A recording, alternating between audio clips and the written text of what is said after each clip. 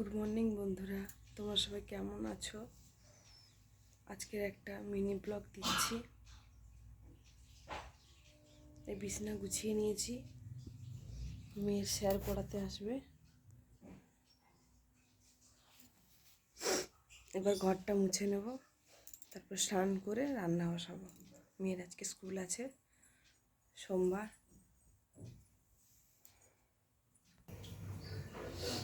Hello বন্ধুরা, আমি স্নান করে চলে এসেছি। সোমবার তো মেয়ের রান্নাটা বসাবো, মেয়ে স্কুলে যাবে খেয়ে। সোমবার আমাদের নিরামিষ হয়, সোয়াবিনের তরকারি করব, শিম ভাজা, বেগুন ভাজা, ব্যাস আজকের এই মেনু। তো রান্নাটা বসাবো।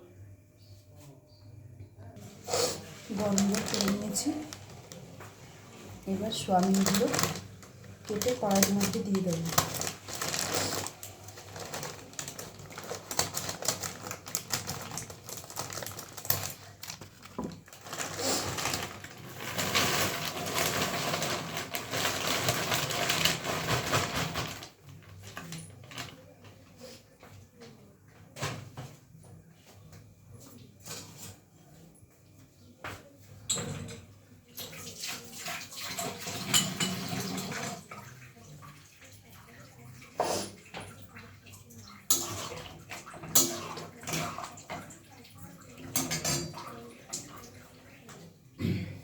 এই যে এটা শিম ভাজা হবে, নুন হলুদটা মাখিয়ে নেব।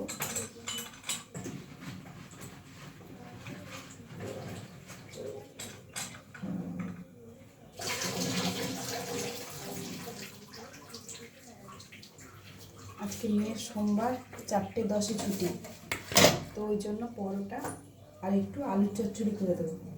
মেয়ে আস্তে আস্তে 4:30 বাজবে, ওই জন্য পরোটা আর আলুর চচ্চড়ি করে দেবো।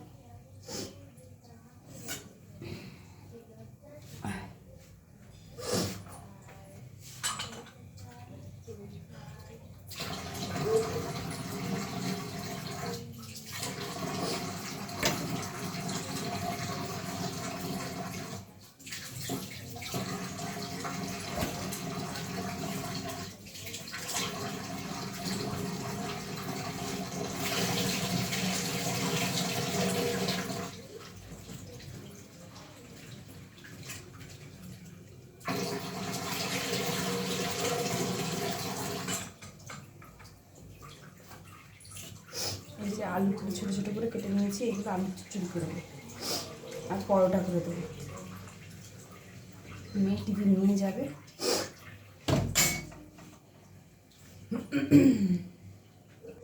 সোয়াবিনটা সেদ্ধ হয়ে গেছে, এবার সোয়াবিনটা ঢেলে নেব।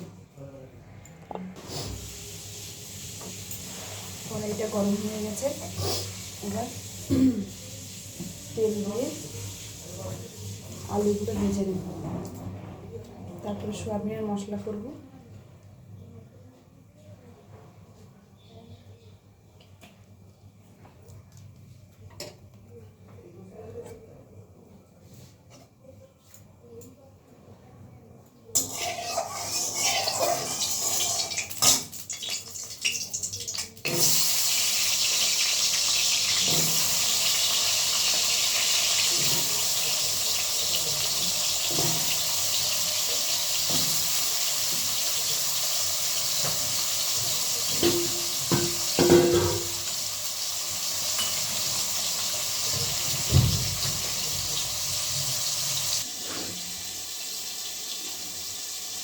এই দেখো, এবার বেগুন ভাজায় নুন হলুদগুলো মাখিয়ে নেব।